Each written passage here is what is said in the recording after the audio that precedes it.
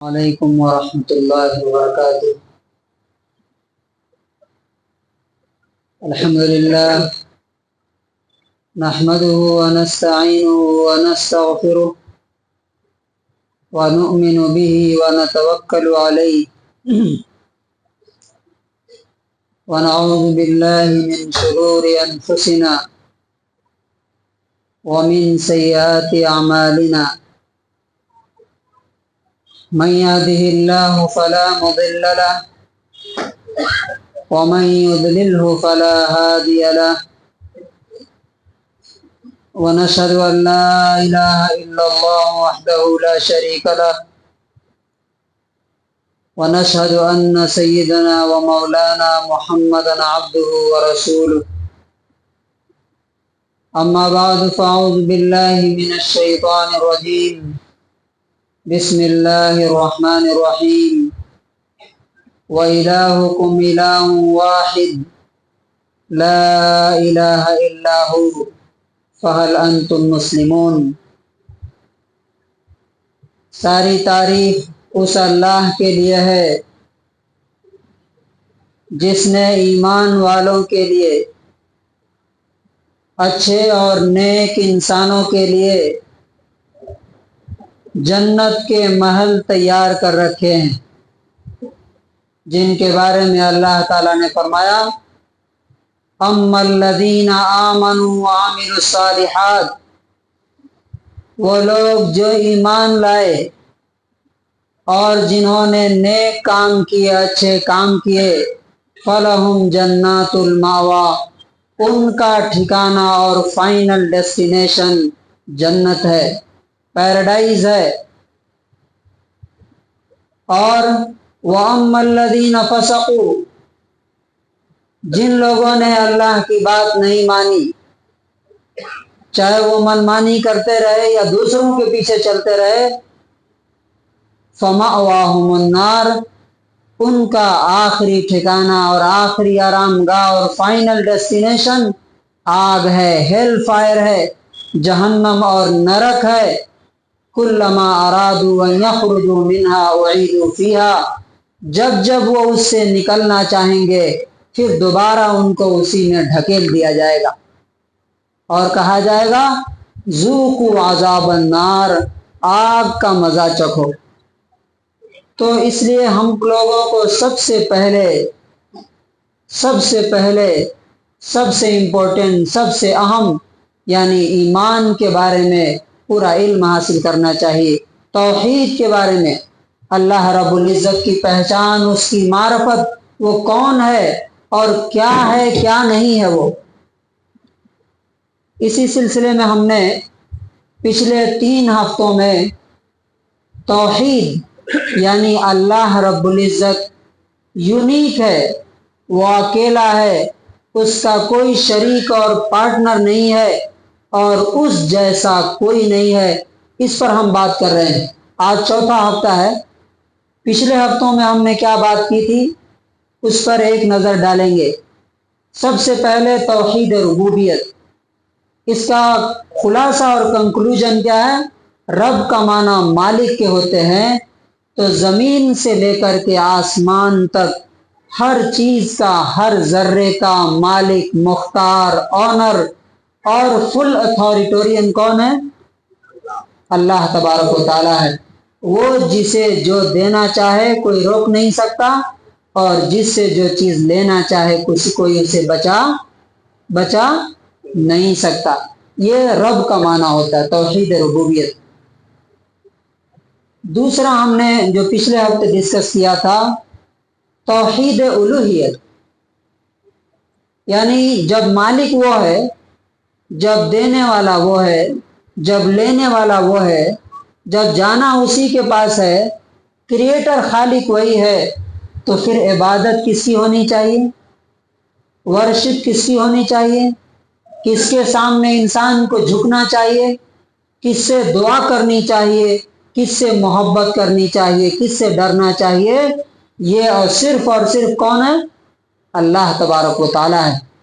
تو توحید الوہیت کا مطلب ہوتا ہے इबादत भी सिर्फ और सिर्फ एक अल्लाह की होनी चाहिए। आदमी मानता है ठीक है अल्लाह ताला एक है, अल्लाह सब पावरफुल है, लेकिन वो जाके दूसरों के सामने भी हाथ जोड़ के खड़ा हो जाता है कि आप भी मेरी बिगड़ी बना दीजिए, तेरे दर पे फरियाद लाए हैं हम। तो इसका मतलब क्या है, उसने अपने दावे को डिनाई कर दिया अपने अमल से। एक तरफ वो मानता है सब कुछ उसके हाथ में है?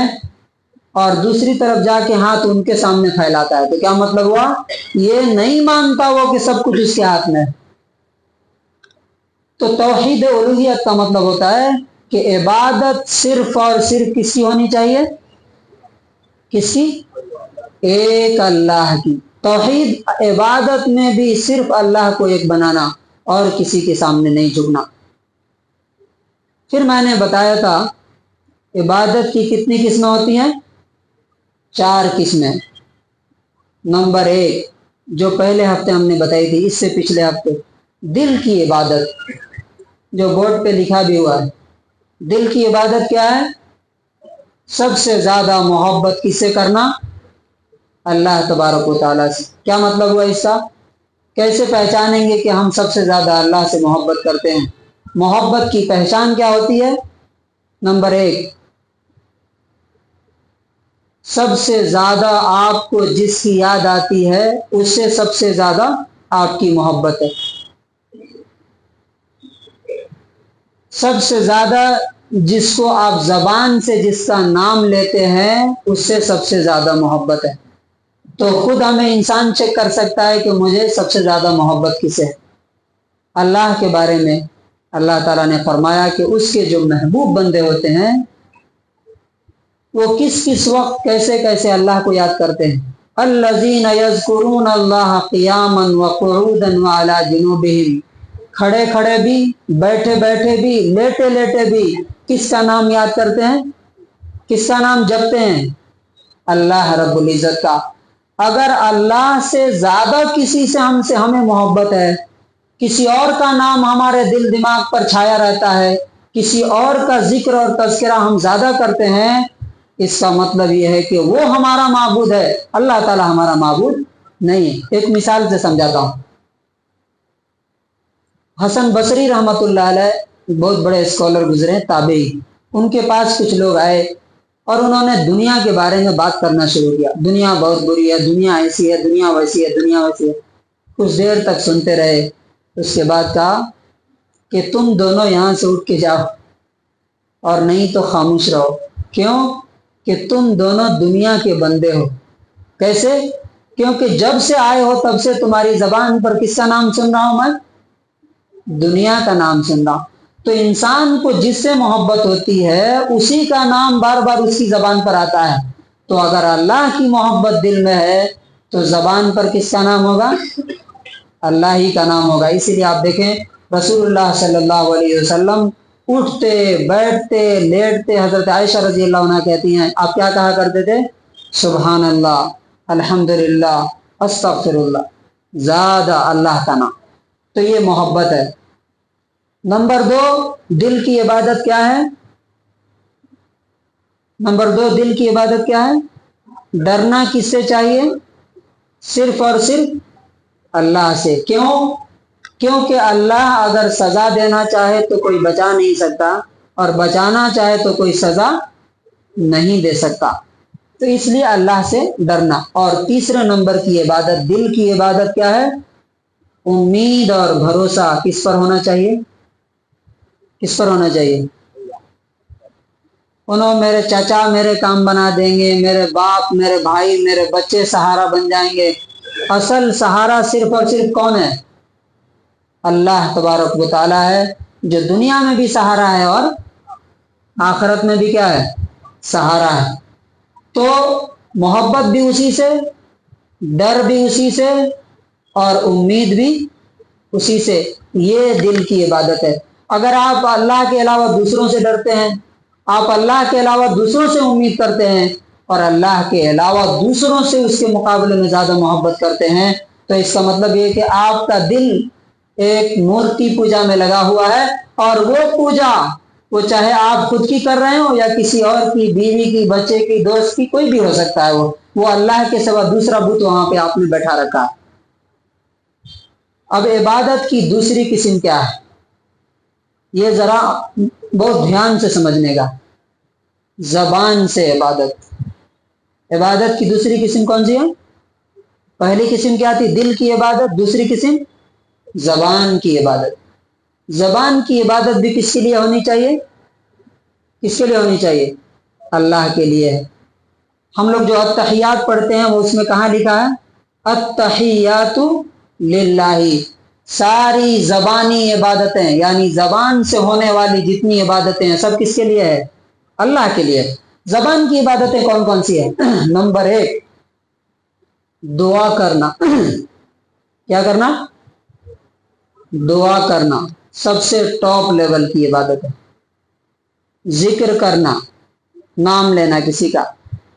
اور نمبر 3 قسم کھانا، شکر ادا کرنا، یہ سب کیا ہے؟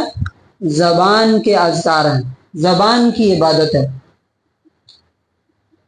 تو دعا کس سے ہونی چاہیے؟ دعا کس سے ہونی چاہیے؟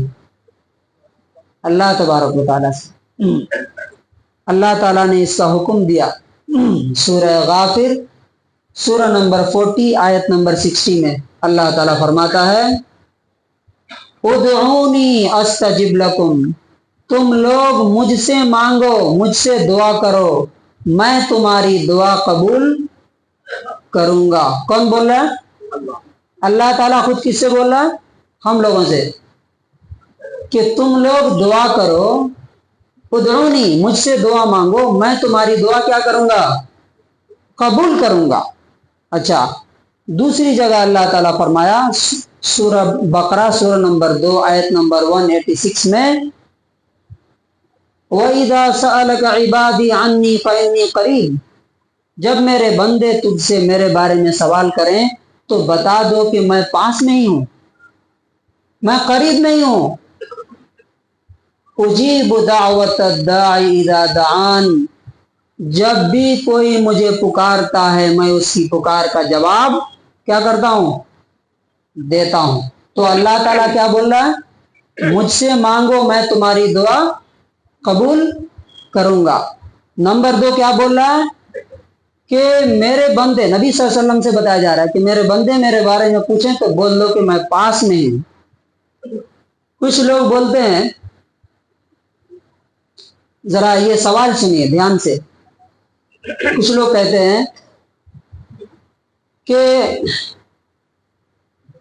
اللہ تعالیٰ ڈائریکٹلی ہم گنہگاروں کی بات نہیں سن سکتا، تو ہم لوگ کیا کرتے ہیں؟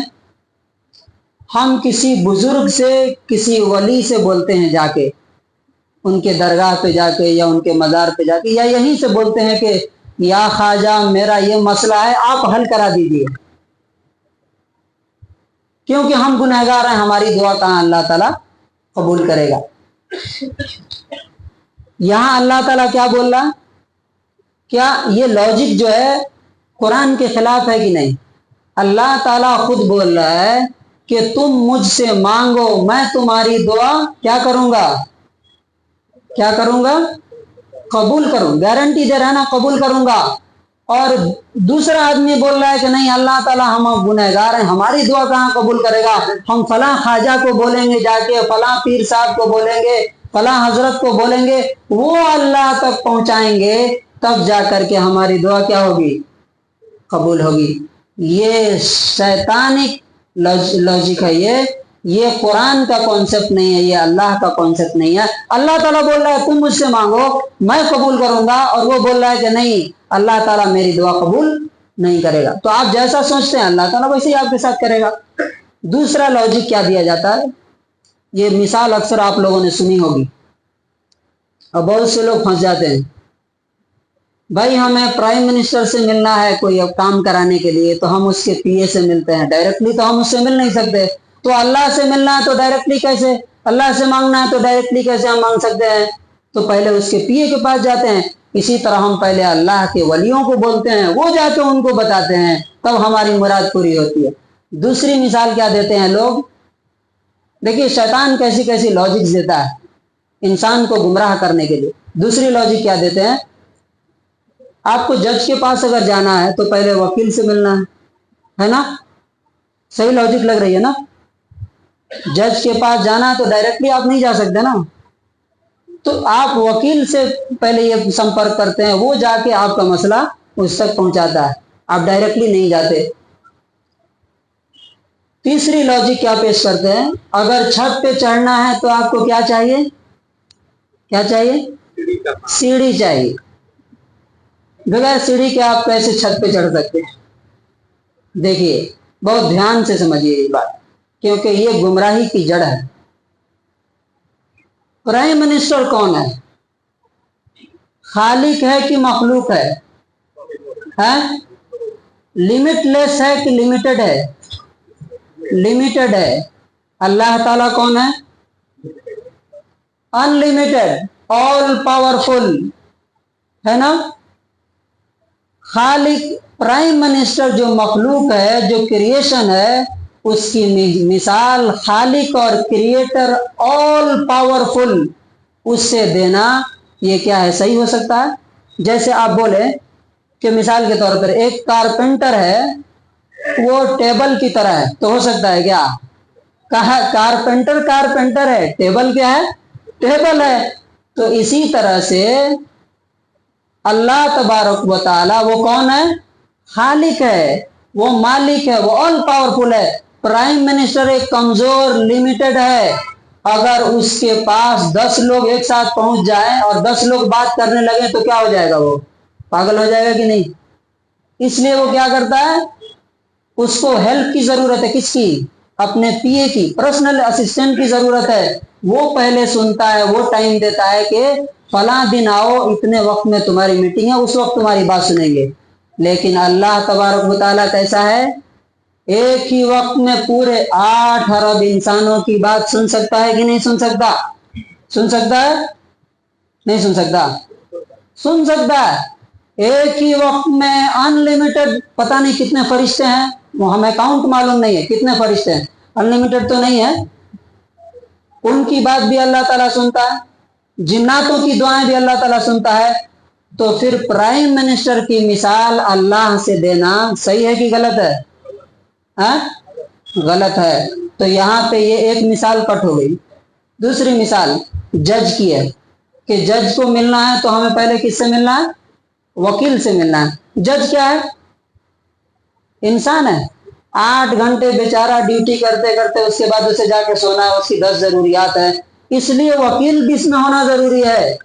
वो जो मखलूक है उसकी मिसाल खालिक से देना, कि जिस तरह जज से मिलना हो तो वकील से मिल के जाना, अल्लाह से मांगना है तो हमें किसी वली या किसी बुजुर्ग या पीर से बताना, तब अल्लाह ताला के पास मेरी बात जाएगी। ये बहुत ही गलत बात है, क्योंकि अल्लाह ताला ने खुद कुरान में कहा, फला तजरिबू लिल्लाहिल अमसाल, तुम अल्लाह के लिए मिसालें बयान मत करो। क्यों?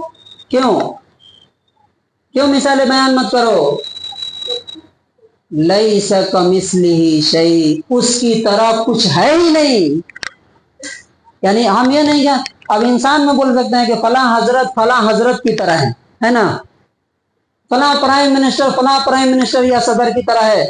लेकिन अल्लाह को किसी और से, किसी जज से, किसी वकील से, किसी प्राइम मिनिस्टर से कोई तशबीह, कोई मिसाल, कोई एग्जाम्पल दी नहीं जा सकती, क्योंकि अल्लाह ताला ने खुद अपने बारे में क्या फरमाया, वलम यकुल्लहु कुफुवन अहद, कोई उसके जैसा, उसके बराबर नहीं हो सकता। फिर उसकी मिसालें कैसे दे सकते हैं?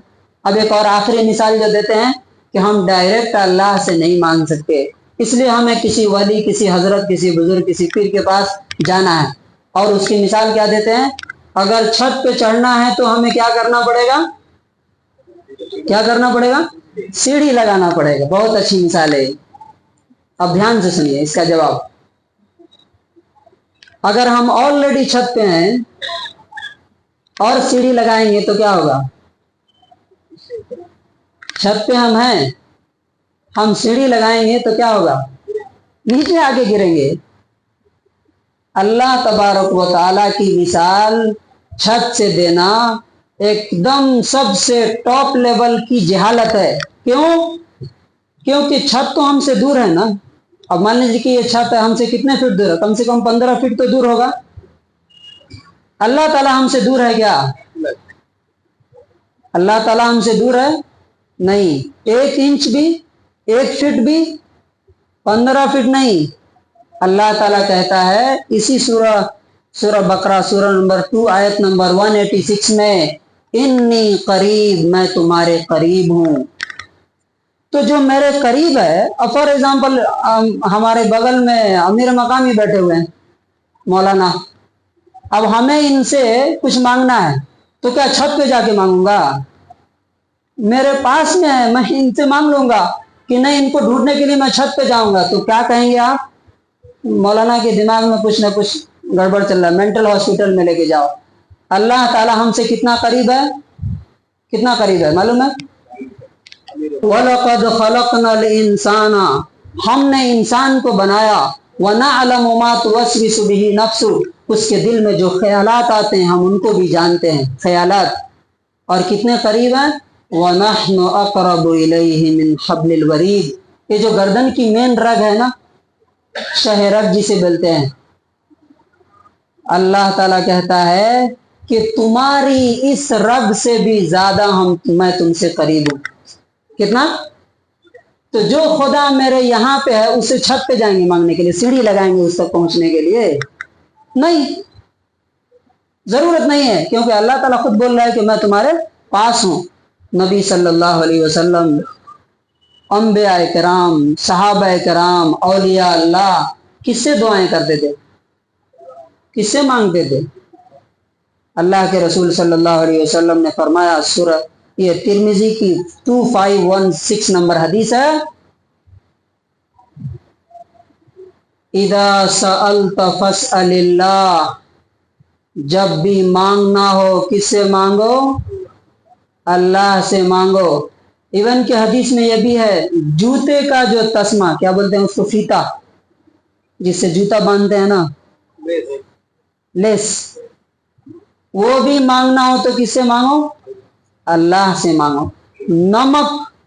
نمک کتنی معمولی چیز ہے، نمک بھی مانگنا ہو تو کس سے مانگو؟ اللہ سے مانگو، اور واقعی اللہ تعالیٰ دیتا ہے. اب آپ اگر دیکھیں گے تو نبیوں کی دعائیں جو قرآن میں نقل ہوئی ہے، ڈائریکٹلی اللہ سے انہوں نے مانگا، کسی اور کو بیچ میں نہیں لائے. فار ایگزامپل نوح علیہ السلام نے جب دعا کی تو کیا دعا کی؟ رب انی مغلوب فانتصر، اے میرے رب میں اب ہار گیا ہوں، مطلب لوگ میرے اوپر غالب آ چکے ہیں، تو ہی بدلہ لے. تو کس کو پکارا انہوں نے؟ اللہ کو. ابراہیم علیہ السلام کو اولاد مانگنی تھی، کس سے انہوں نے مانگی؟ رب ہب لی من الصالحین، اے میرے رب مجھے نیک اولاد دیجیے. کس سے مانگا؟ کسی پہاڑ بابا، مدار بابا. اور یہاں میں دیکھتا ہوں یہ جوڑی مزار ہے نا، کیا دیکھ کر کے حیرت ہوتی ہے. وہاں جا کر کے لوگ رکوع میں، سجدے میں وہ قبر کا طواف کرتے رہتے ہیں، اور ایک جھاڑو مارتا رہتا ہے ان کے اوپر، پتہ نہیں ان کے دماغ کے کیڑے صاف کرتا ہے شاید وہ. سوچئے تو صحیح، یہ طواف کرنا کس کو ہے؟ کس کو؟ اللہ کے گھر کو. اللہ کی عبادت میں کوئی شریک نہیں ہے، دعا اس سے مانگنی ہے. وہ جو آدمی قبروں کے اندر پڑا ہوا ہے اس کے بارے میں تو ہمیں کچھ بھی علم نہیں ہے. ہم مانتے ہیں کہ وہ نیک ہو سکتا ہے، لیکن آپ کو معلوم ہے بہت سی بار ایسا بھی ہوا ہے کہ جس کو لوگ نیک مانتے تھے، کہتے تھے کہ وہ جنتی ہے. نبی صلی اللہ علیہ وسلم نے ایک بار ایک آدمی کے بارے میں کہا کہ صحابہ کرام کہہ رہے تھے کہ وہ آدمی تو جنتی ہے، نبی صلی اللہ علیہ وسلم کی خدمت کر رہا تھا اور شہید ہو گیا. بعد میں صحابہ کرام کو نبی صلی اللہ علیہ وسلم نے کہا کہ وہ جہنمی ہے، جا کے دیکھو تم لوگ. تو جا کے دیکھا تو پتہ چلا کہ اس نے سوسائڈ کر لیا تھا، اپنے ہاتھ سے چھری مار کر کے اپنے آپ کو مار لیا تھا. صحابہ سمجھ رہے تھے کہ وہ جنتی ہے، نبی صلی اللہ علیہ وسلم نے کیا کہا؟ وہ جہنمی ہے. تو جب مانگنا ہو تو اللہ ہی سے مانگنا. آپ موسیٰ علیہ السلام کی دعا دیکھیے، عیسیٰ علیہ السلام کی دعا دیکھیے، محمد صلی اللہ علیہ وسلم کی دعا دیکھیے.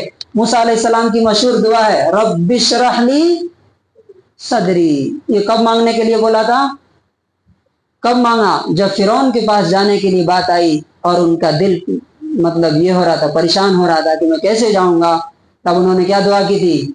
रब्बि इश्रह ली सदरी, ऐ मेरे रब मेरा सीना खोल दीजिए, वयस्सिर ली अमरी, और मेरा काम आसान कर दीजिए। नबी सल्लल्लाहु अलैहि वसल्लम को दुआ करने के लिए अल्लाह ताला ने सिखाया। क्या दुआ सिखाई? कुर रब्बिग़फिर वरहम व अंत खैरुर राहिमीन। आप कहो, ऐ मेरे रब मुझे माफ कर दीजिए, मुझ पे रहम कीजिए, क्योंकि आप सबसे ज्यादा रहम करने वाले हैं। और इल्म की दुआ अल्लाह ताला ने सिखाई, रब्बि ज़िदनी इल्मा, कुर रब्बि ज़िदनी इल्मा। कहिए कि ऐ मेरे रब मेरे इल्म को बढ़ाते रहिए। सबसे क्रिटिकल वक्त नबी सल्लल्लाहु अलैहि वसल्लम पे कब आया था? ताइफ के बाद जंग बद्र में नबी सल्लल्लाहु अलैहि वसल्लम ने उस वक्त दुआ की। क्या दुआ की? अल्लाहुम्मा अंजिज़ली मा वअदतनी, ऐ अल्लाह तुमने जो मेरे से वादा किया है वो पूरा कर दे। अल्लाह ताला ने वादा पूरा करके दिखाया। अब एक सवाल, आखिर में एक सवाल रह जाता है, वो क्या? तो हम लोगों से भी मदद मांगते हैं ना, वो कैसा? डॉक्टर के पास जाते हैं, रिक्शा वाले से बोलते हैं मुझे वहां पहुंचा दो, कर्ज मांगते हैं। अब मैं फॉर एग्जाम्पल किसी से बोलता हूँ पानी लाओ, तो ये भी तो मदद है, तो ये भी हराम है? नहीं। ध्यान से समझिए, इससे दोनों में कितना फर्क है।